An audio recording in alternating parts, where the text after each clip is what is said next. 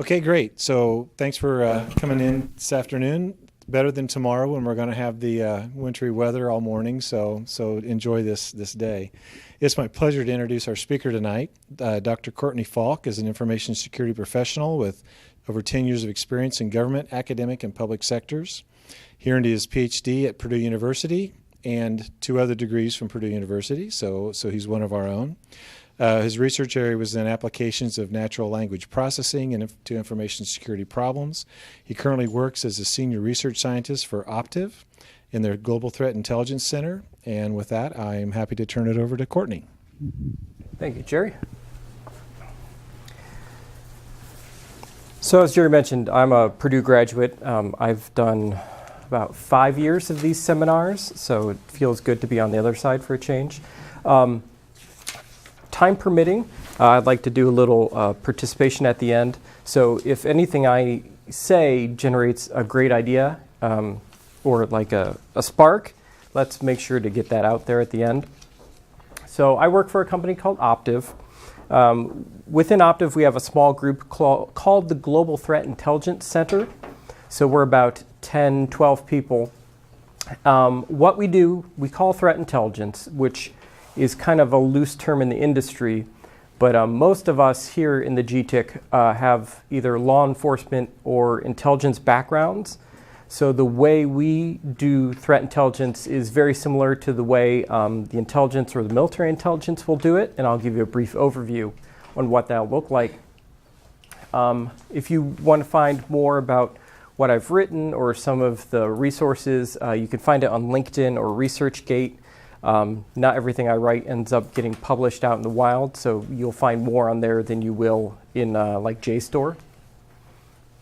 So where this talk came from, we in the GTIC are really interested in the people who prosecute the attacks, which is, the term is threat actor, which is really just a euphemism for bad guy. So anytime I say threat actor, I just mean bad guy. So we're interested in the bad guys, and we're interested in the campaigns. And campaigns are, just a series of related attacks. It might be similar targets, similar TTP, similar infrastructure, that kind of thing. Everything I'm going to talk to you about today is from open source reporting. That means I'm not getting this either from classified sources or, importantly for Optiv, I'm not going to tell you anything that I've learned from looking at our customers' data. We are a managed services company, which means we have a wide variety of customers from a wide variety of industries. We have energy, we have entertainment, we have banking, and all these people have different requirements, and I want to make clear that I'm not going to tell you anything that they would not want shared with the public. So this is really the second version of the talk I gave. The first version was at Optiv's focus conference that we have every year in Indianapolis. The audience for that is usually non-technical or semi-technical. So I presented that with a different focus than I will here. I'm going to assume that this is a more technically minded audience, so I might geek out a bit more on the more academic portions of it. So I'm sure you'll all be able to keep up. There's going to be 3 parts to the structure. I'm going to give you a real basic overview on what threat intelligence is to us. I'm going to talk about the kind of philosophy that I'm applying when I approach this problem. And then at the very end, we're going to run through some examples. And time permitting, I'd like to brainstorm with you guys. So really the meat and potatoes there are the threat intelligence and examples, but I'm sure that this audience was going to be perfectly capable of handling the more nitty-gritty philosophy parts of it. So threat intelligence I've touched on briefly. If you ever have to do threat intel or military intelligence or intelligence, especially in the United States, you're going to see this either as a 4 or a 5 piece cycle. It's the same thing. So what happens is intelligence is not intelligence until it gets analyzed down there by a human. But it really starts with the requirements. And the requirements they're basically like a research question. So everyone who's going to do a research-based thesis, or if you're going on to your doctoral thesis, you're going to need to scope your research question. and that's very similar to the problem of threat intelligence. A good question is something that's concise and tight and easy to answer, but also sometimes you see how this becomes a cycle. Sometimes the question is loose, and as we go through the process of gathering data and analyzing it, we start to understand what the limitations are, and maybe we have to refine our question and make it tighter, which is really academics right there. Sometimes you end up with a research question that's really too big or too vague, and you have to really scope it down because you're only supposed to be here for a couple years, not a couple decades. So keep it tight. And then dissemination, in your case, it would be theses, published articles, or journal papers. For us, a lot of people who do threat intelligence basically focus on the dissemination part.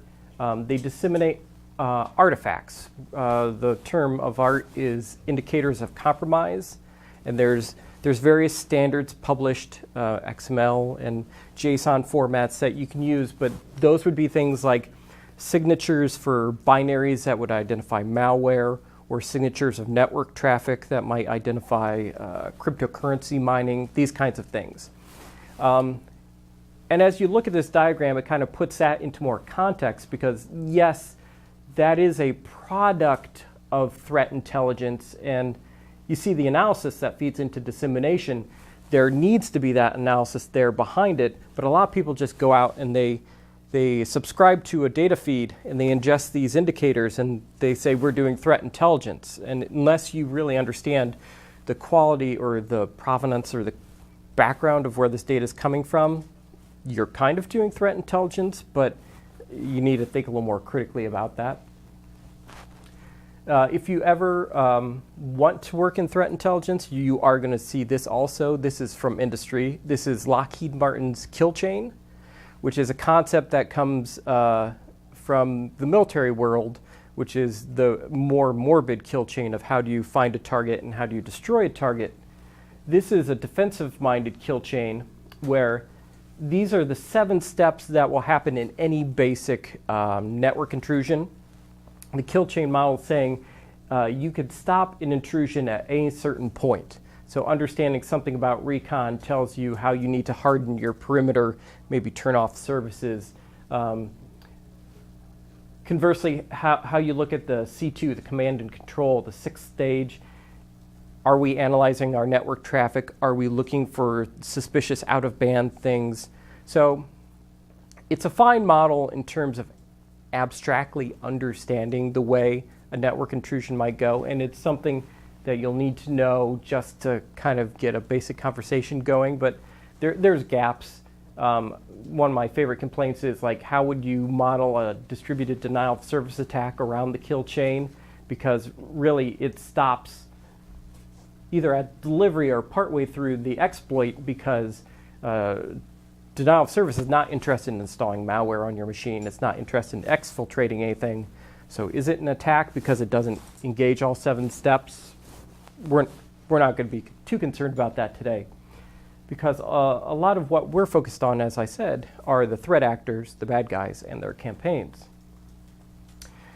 So in threat intelligence, they've kind of converged on a set of categories for bad guys that are they're not mutually agreed upon. There's really no single standard, but there's certain ones you'll see over and over again. You'll see the nation state, or if you see the term advanced persistent threat, APT, oftentimes that's just a euphemism for nation state. So if someone says, just yesterday there was the articles, they're saying new APT seen in Middle East targets. So if you dig down deeper, what they're saying is either government-backed or government-trained hackers are going into targets within the Middle East from Western Europe, or that's where they originated from. But so these are the kinds of categories you'll see. Cybercriminal, that's just a shorthand for people here who are here to steal your money or steal something that they can make money off of. And those are the two I'm going to focus on today.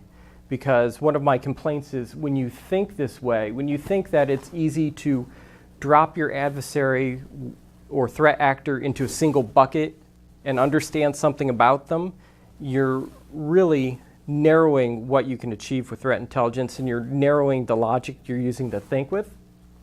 So I'm really not going to talk about some of the others, but you'll see insider threats, you'll see the ideological threats, which will be, that's a huge bucket. It could be hacktivists like Anonymous, it could be like Syrian Electronic Army. These categories are not like evenly sized. This is just something that we do in the GTIC. When we get a bad guy or a threat actor, we analyze them according to 6 different dimensions, and then we assign them a single score. But what I like to point out is that single score in the middle is not mutually comparable. So it's totally possible to get 2 different threat actors with the same score, but that doesn't mean that they operate the same way or that they're equally dangerous. So we include a couple more dimensions. You see these radar charts.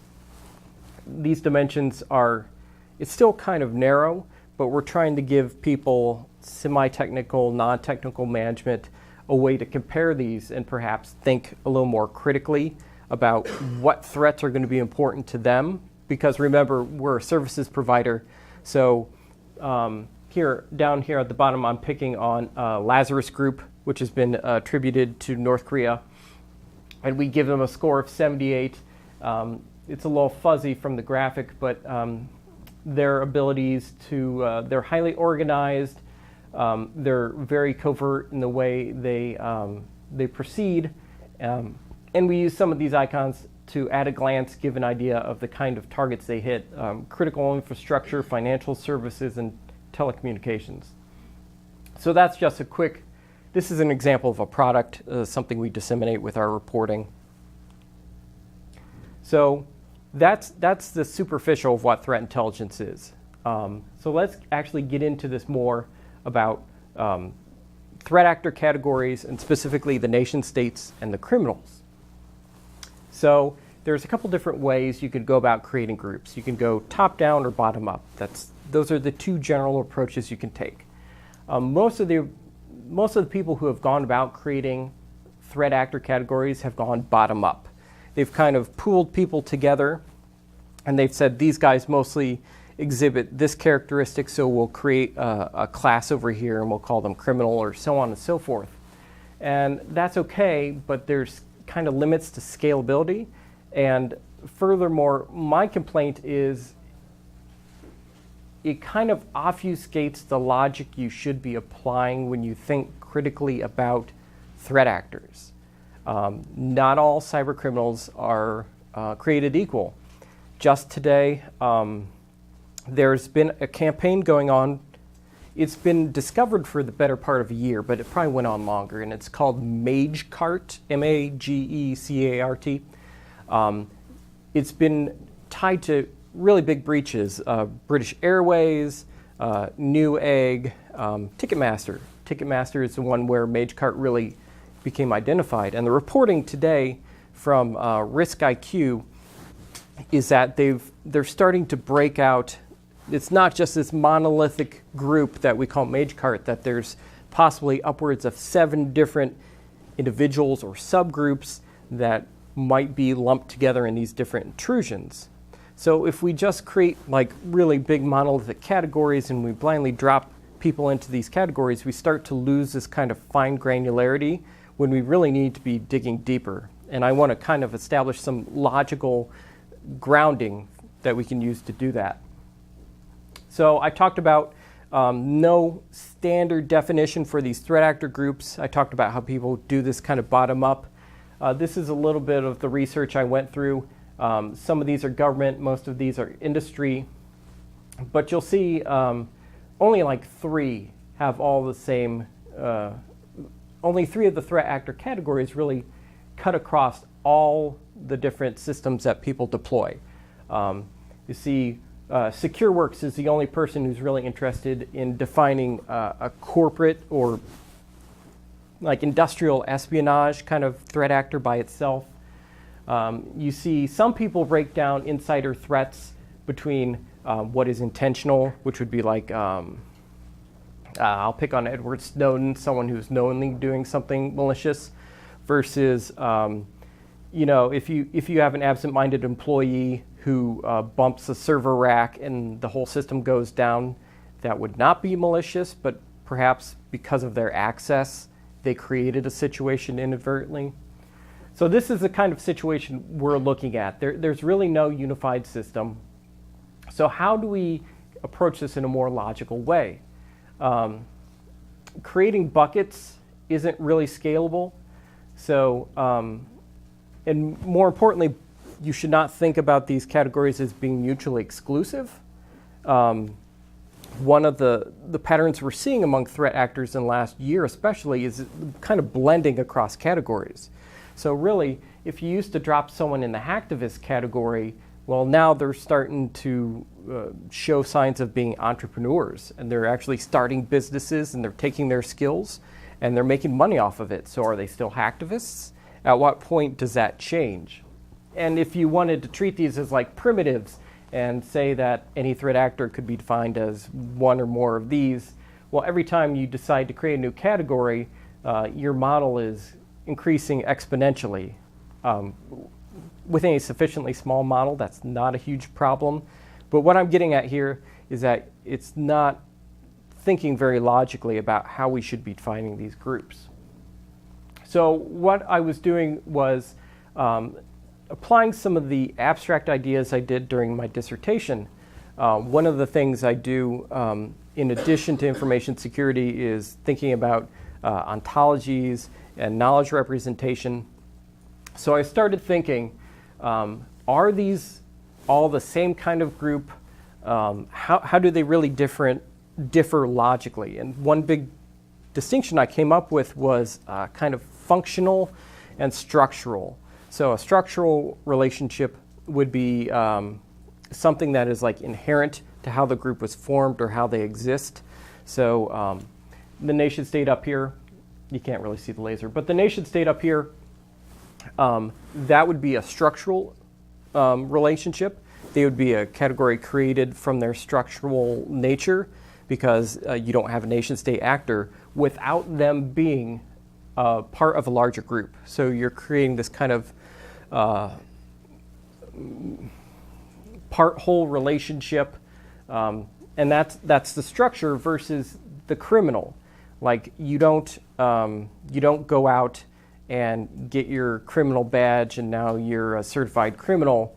Really, you become a criminal by the things you do. So that's a functional relationship.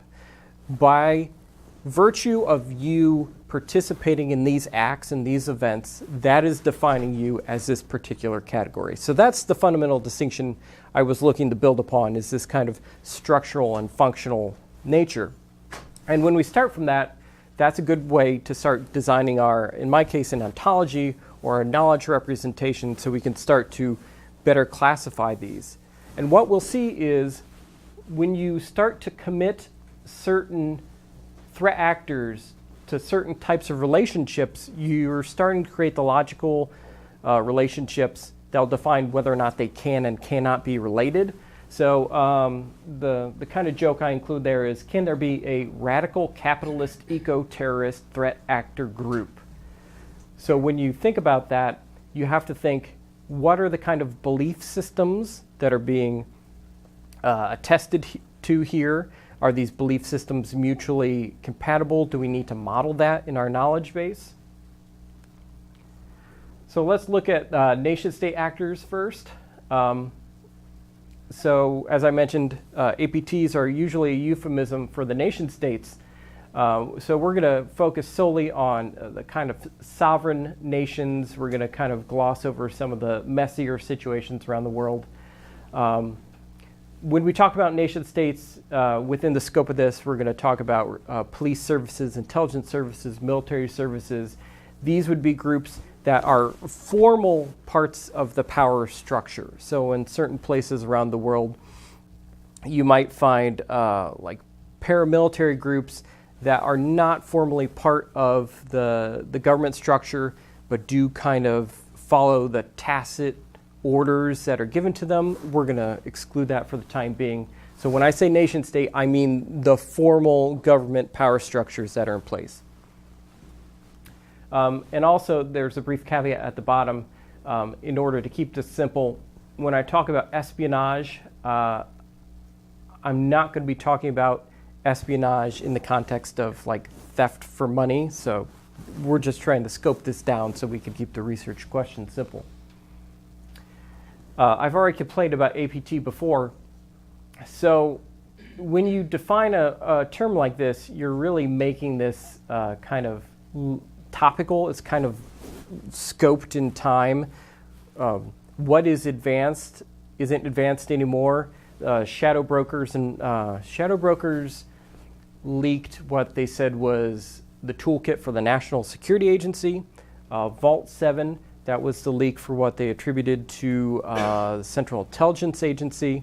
Hacking Team, the Italian company, had their tool set leaked. Really, when you have first-tier tools, zero-day exploits being dropped freely into the hands of everybody who's advanced anymore, it really undercuts the whole definition of the term of what you're looking for. And we saw that, like within a couple months, the exploits that are being attributed to the National Security Agency were being used by everybody. WannaCry and crypto miners, everybody had it. It wasn't advanced anymore. Persistence is a little better, but really any sufficiently aware threat actor is going to think very carefully about the operation security they use when they approach a target. Not everybody is going to use their 0 day on a mom and pop online store. So it's okay, but really the persistence says more about the target than it does the agent. So cybercriminals, the second group we're going to focus on. When I say cybercriminal, I'm talking about people who want to steal your money, or they want to steal something that they can directly turn into money. So it's a financial motivation. One of the things we see is that your personal information is not necessarily valuable. I would say your social security number or credit card number might be worth 5 cents. But really what criminals tend to do is they will get a large block of data, and then they'll repackage that and they'll sell that on in the markets, on the deep web and the dark net. So it's not like someone's going to go say, I've got one social security number, I want $20 for it. They actually have like service guarantees. So they'll be like, I've got 500 Icelandic cell phone accounts. I'm going to guarantee 30% are active, and I'm asking $5,000 or, Bitcoin or whatever. So the economics are a little different than what people are led to believe. And there's some more difficulties about this because one trend we've seen in the last year or two is that criminals are exhibiting the same kind of specialized skills and behaviors that we would see in any kind of stratified economy. So we were calling that commodification in our 2017 report, which is available online if you want to give Optiv your email address. One thing we've seen is that you used to have to write your own phishing email. You had to write your own malware. You had to host your own server that the malware would call back to you. You had to host your own command and control infrastructure, and that's not the case anymore. You can go to markets and you can pull down components and then buy it. You can have people write your phishing email for you. If you need a Russian email and you don't speak Russian or you don't speak English, you can have it written for you.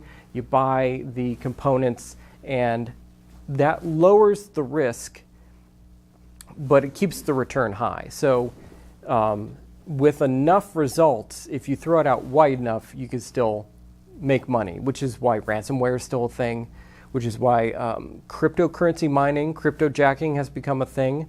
When you lower the risk low enough, even a small fraction of successful attacks makes it economically viable for people to do this.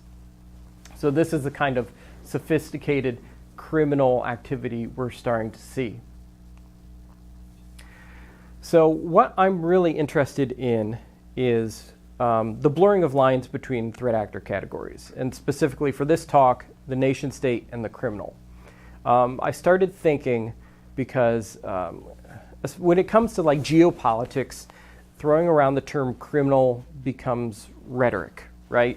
So we don't like them, we're going to call them criminal because, you know, it makes them look bad and people are going to listen to us. But I was interested in a more formal definition, which is why I was going into the logic of how you define these different groups. And what I came up with is three general kind of relationships that I want to be able to model in this kind of ontological approach. And so we're going to go through them real quick with some real world examples. The three kinds of relationships that I've seen between nation states and criminals boils down to coercion, which is basically the nation state takes criminals that are within their actual territory, space that they can control, and twists their arm, threatens them, buys them off to do their bidding. The second is hiring, which is treating the criminals as a kind of talent pool if they have skills that you don't have. Or I talked about operations security. If you want something done and you don't want to waste your best malware or your best servers, you could just pay someone else to do it for you and achieve similar results. Or three, the trickiest one, when is the nation actually the criminal?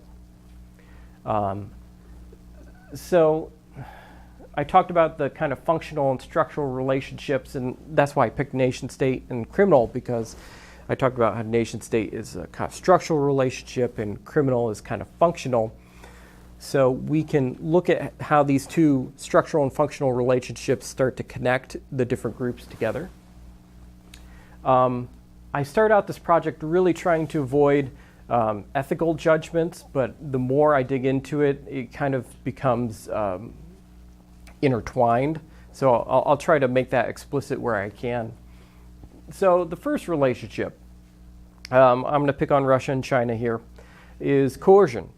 So when you have control over a certain part of your territory, control means basically the assertion of power. And that power can be violence and law enforcement and property rights.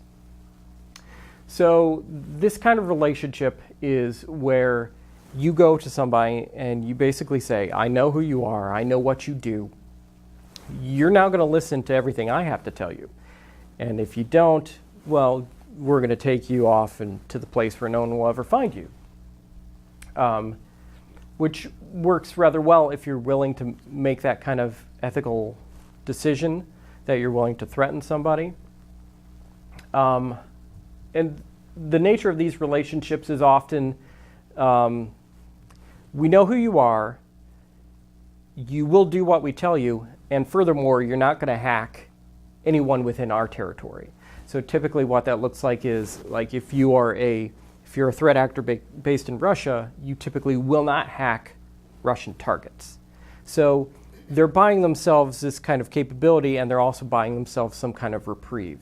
So when I see threat reporting, like there was a Russian bank that's hacked earlier this year, the first thought in my mind was, well, it probably didn't come from Russia because that would not stand. They wouldn't let something like that go unnoticed. The benefit of that is plausible deniability.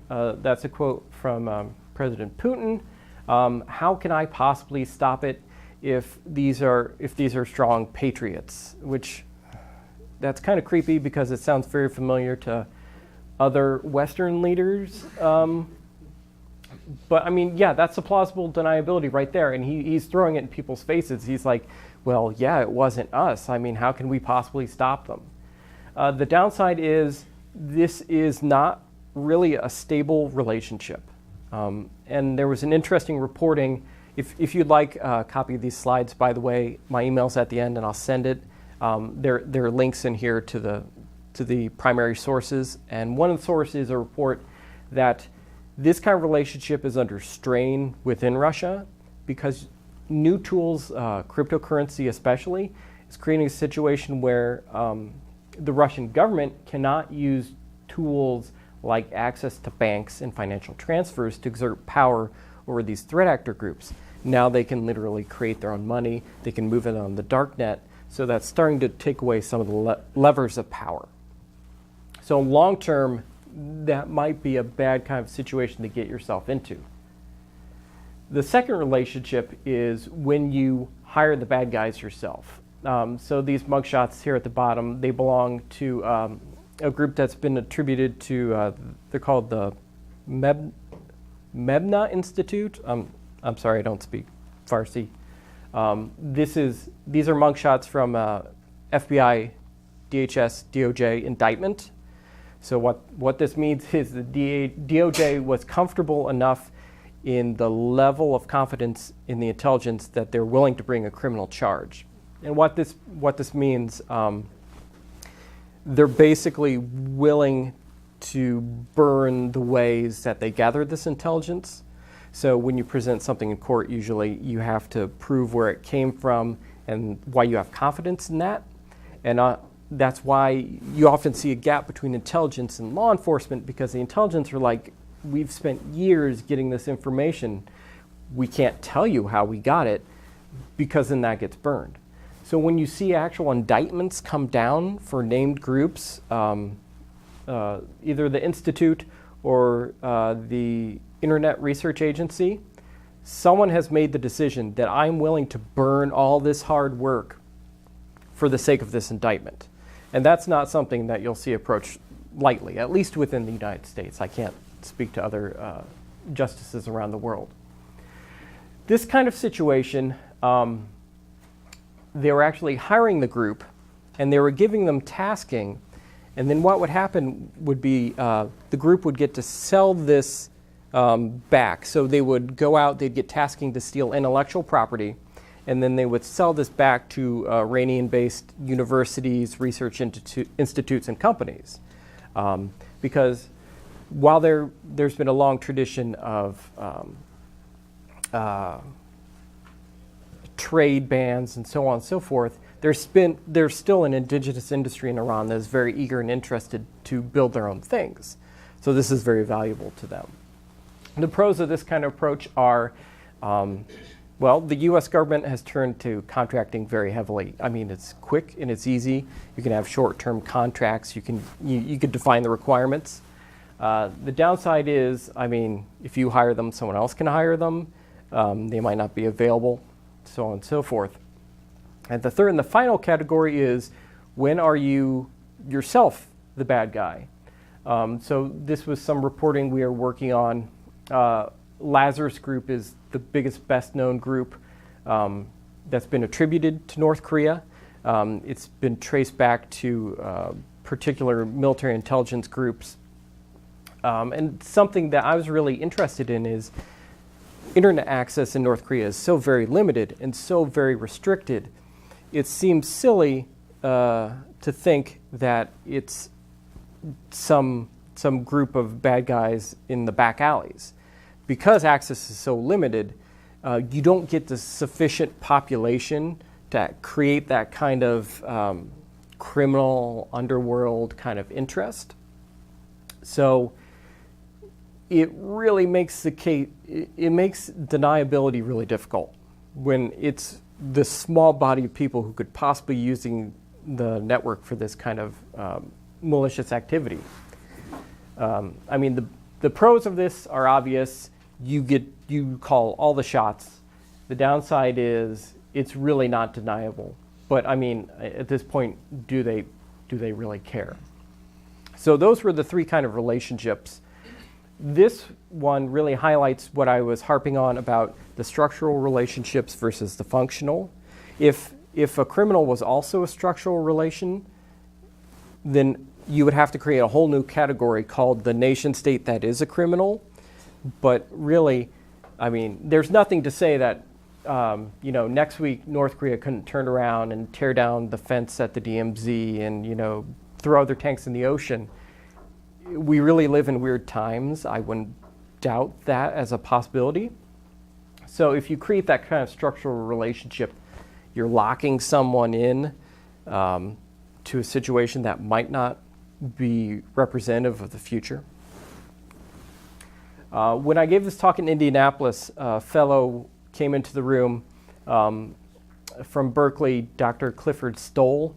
He's famous because he wrote a book called The Cuckoo's Egg, which if you haven't read, I recommend because it's accessible and it's entertaining. In the 80s, he was working at Berkeley. He's a trained astronomer, so it's important to know he comes from a hard science background. Afterwards, when he was doing the keynote, he kind of picked on my talk a little because I was hedging, and I said, we can't really know for certain. I mean, especially when we go back to these kind of relationships, you know, I can't really say for certain that Vladimir Putin knew for a fact that this was going on. Like, that intelligence doesn't exist. If it does, I will never see it. And him as a hard scientist, he really said, well, we have to know.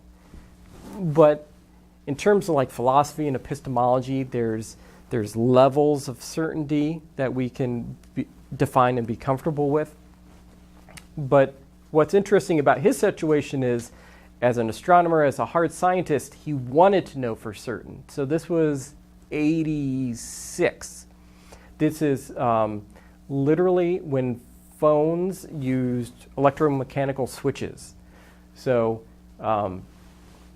when you made a call, there would be a room with a giant cabinet and levers would click back and forth to create the physical circuit for you, which is relevant to how the kind of work they had to go through to trace this internationally. But what he did was he created honeypot. So he created something called SDInet, which didn't exist. If you don't recall, in the 80s, the Strategic Defense Initiative was a program started by the United States. We were going to put like lasers in the sky, and we're going to put missiles on the ground such that we could take out any intercontinental ballistic missiles. Also sounds familiar. But it was a program that went nowhere, but at the time it was hot, and it was high tech. So he created something that basically made it sound like we're going to create a whole special network just for discussing this. He's like, how can these bad guys possibly refuse this? And he knew that this guy had gotten into their network and had gotten through several other networks because they had bounced out of Berkeley back through other contacts on ARPANET. So what happened was they traced it back to Hanover in the FDR, which was a country that used to be called Western Germany, a guy named Marcus Hess. So they traced it back to him through the electromechanical switches. He was stealing this basically on contract for the DDR, the East Germans, who he saw them pick up the SDInet, went back through West Germany. So everything on the right, like, we don't know for a fact happened, but we can't see what the output of that system was. It basically bounced through the DDR, through the USSR, through communist Hungary, because one day he got a letter in Berkeley from a Hungarian consulate officer in Pittsburgh, Pennsylvania, named Laszlo. And he said, hey, I heard you've got this thing called SDInet. I'd really like to learn more. Here's my address. So he created this experiment basically where he could trace the taint from SDInet all the way through to the contact from Pittsburgh, Pennsylvania. That's the ideal case. That's really what everyone in threat intelligence wants to see. You will almost never see that. You will almost never have this level of confidence. So I don't want you all to go out and try to get a job in threat intelligence thinking you'll make this kind of cool discovery. This almost never happens. But it's a really fun story to tell, and now that he's not here, I'm comfortable telling the story on his behalf because he can tell it better. And I talked real quick about the kind of blending of threat actors, and this was only about nation states and cybercriminals, but here's real brief some of the other stuff we've been seeing. We've seen nation state actors start to emulate the way that the kind of hacktivist groups operate. So it used to be that hacking someone's email server, stealing their emails and embarrassing them about publishing it online, that used to be something you could do to like name and shame bad corporations, people you wanted to embarrass. And remember, during the 2016 presidential election here in the United States, that's exactly what we saw. So the fake persona Jucifer 2.0, which was imitating a previous hacktivist who's actually now getting extradited from Romania. They were impersonating him, and it really turned out to be GRU, Russian military intelligence. So you're seeing people adopt the ways other people act to kind of hide behind these fake facades. And Script Kiddies and Criminals, this is an interesting story. Lizard Squad was a bunch of just kids, and they're running a DDoS crew. And they're infamous for taking down both Xbox Live and PlayStation Network over one Christmas. And they thought it was hilarious. A couple of them got a spark, and they created something called Poodle Corp. So a subset of these Script Kiddies went corporate. And this is a screenshot of the Poodle stressor. And a stressor is just a euphemism for a DDoS tool, right? So if you want to, you need to stress your website to make sure it will handle load. Well, I mean, no one's saying you're not stressing someone's website for them. So, I mean, they're charging hundreds of dollars based on how long and how big a stress you needed to apply. But in the last year or two, they all got arrested. There was one Irish kid, and one Dutch kid, and one American kid. And even now, years later, I think they were all like 16 and 17. So these groups are maturing, and as they mature, they change, which really complicates the picture for people who do threat intelligence. It's not so easy just to drop someone in a category. You can't really leave them in a category anymore. You need to revisit and think critically about the motivations behind that categorization. So I asked to do some brainstorming. So we got about 5 minutes left, and I kept a couple scenarios back at the end. So if you have other scenarios you've had rattling around your head, we can possibly touch on those. This is a group I'm picking on right here. I talked about Vault 7, I talked about shadow brokers. This is another group. This is a corporation, so they will sell malware, and they'll sell exploits, and they'll sell all the related tools, the servers for operating them. They're based out of the UK and Germany. They're called Gamma Group, and they also lost their tools. So if you go out, FinFisher is their main product. You could probably, on some sketchy websites, download your own copy of it at this point. Don't, because the sites you would probably need to go to, you don't want your browser to be loading. And they became under scrutiny because, and this is an ethical judgment, the kinds of countries that they were selling their products to and the kind of applications that these products were being used on. So Citizen Lab is based out of Toronto. They do interesting reporting. I think they were also people who revealed GhostNet, which was an intrusion into the Tibetan government in exile. So their specific beef in this case was this kind of software was discovered in the offices of the internal security agencies in Egypt. So after the government fell the first time, people found contracts connecting this and targeting lists and so on and so forth. So what I'm trying to think of here is at what point does a nation state overlap with a corporate actor? So I talked about structural relationships, and these are different structures, right? You have a nation state, and they have the agencies and the police underneath them, and you've got a corporate entity. So these are structurally very different things. Basically, a corporation can exist independent of a nation state. So what's the relationship at play here? Is this a useful way for classifying a threat actor? And I'm seriously asking this because I don't have a firm answer yet. I haven't come up with a good answer that satisfies me. And this also kind of gets down to the ethics of it. Am I picking on somebody because I don't agree with them? Like, not everyone lives in a liberal Western democracy. Am I going to hold that against them? Am I playing the moral high ground when I don't have it? Does anyone have any thoughts that spring to mind? Yeah. Yeah, like I wonder how accurate this is, because proxies can be manipulated, Mm-hmm.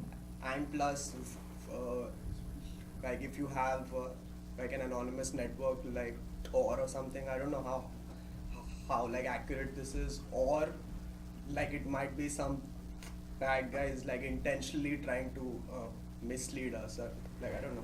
So there was a report that came out yesterday you might like to look up. I haven't read it in its entirety. They're calling a new threat actor group White Company. And what happened was they found them because a plumber in Belgium, his website ended up hacking, I think, a government agency in Pakistan. So I'm sure a Belgian plumber didn't have a beef with the Pakistani government. And the byline of the report suggests that these people are either Western U.S. or trained by U.S. sources, which is exactly the kind of problem you're highlighting. And that's a more fundamental problem of threat intelligence. That's why I was like, you will almost never see this, and why I didn't feel like that was really a valid criticism on the part of Dr. Stoll, is you almost will never have that level of confidence. Now, there's a report out from FireEye called their APT-1 report. And basically what they did with that was they basically pointed the finger at China. And they pointed actually at a very specific group of people. To do that, they had to collect data both across a long period of time and across a wide variety of sources. And they could do that because Mandiant at the time, now FireEye, they had a lot of customers who were all being targeted by the same group. So they could pull all this data that was coming across from multiple proxies and then basically reassemble the source on the back end beyond the proxies and then trace its source back. So like you or me operating as an individual, we probably would not be able to make that determination. There are situations where people make a mistake. Malware is compiled with somebody's name in it, which has happened. I'm not going to tell you how to get around that, but yes, so that is a realistic problem, and it can taint it, and some reports end up getting invalidated because it's wrong. I'm generally confident in the quality of the information that comes out of Citizen Lab, just with the caveat that, their angle is liberal Western democracy, freedom of speech, and these are the kinds of things they're advocating for. So when you think about sources of information, it's useful to think about, do they have an angle? I like to prefer primary sources and not, there's a proliferation of journalists who basically just retweet news articles. So it's like why you never cite Wikipedia, go to the primary sources.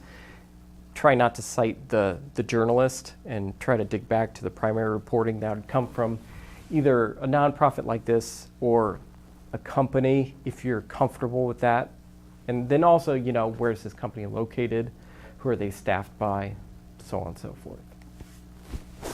And we're out of time, so I'll just touch on this real quick. This was a situation where this guy down here, I don't speak Vietnamese, so I'm not going to butcher his name. He was a cleared employee with the U.S. government. And one day, the Israelis came to the United States and said, "We found something. It looks like your stuff." And what they did was I talked about how you release an indictment in a court and you burn yourself. So the Israelis felt very strongly. They revealed, "We have accesses into this company in Russia called Kaspersky. We found some very interesting stuff that they collected. It looks like your tools." And what happened was this guy had Kaspersky antivirus installed on his home machine. He had downloaded some software, brought it home so he could work after hours, because when you work in the U.S. government, you don't work overtime unless it's pre-approved. So he's trying to catch up. So what I'm trying to puzzle through here is, is this enough of an attribution to say that Kaspersky was collaborating with the Russian government? At the risk of being mean, what are the motivations of Israeli intelligence in providing this kind of information? It's still not clear at my point. And you'll find people online who are willing to argue about Eugene Kaspersky and pick on him. So you could find both sides of the argument there. If you want a copy of these slides or you have other questions, you can reach me here. This is my work address, Courtney Falk at Optiv. I'd be happy to send you anything I have. Most of the stuff should be available online. Like I said, if you want a copy of our long report, our annual report, just expect marketing to keep a copy of your email address. So that is all I have. Thank you very much, and try and stay warm and dry tomorrow.